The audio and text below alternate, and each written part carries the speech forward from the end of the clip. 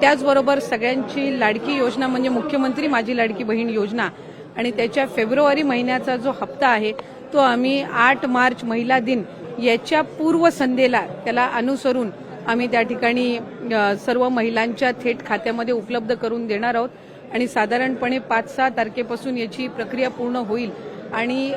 सुरू होईल आणि 8 तारखेच्या आत सर्व महिलांच्या खात्यामध्ये फेब्रुवारी महिन्याचा हप्ता हा त्या ठिकाणी उपलब्ध होणार आहे। महिला दिनाच्या पूर्वसंध्येला म्हणून आम्ही त्याचं औचित्य साधून यंदाच्या वेळेला फेब्रुवारीचा महिन्याचा जो हप्ता आहे तो आमच्या सर्व लाडक्या बहिणींच्या खात्यामध्ये जमा करत आहोत।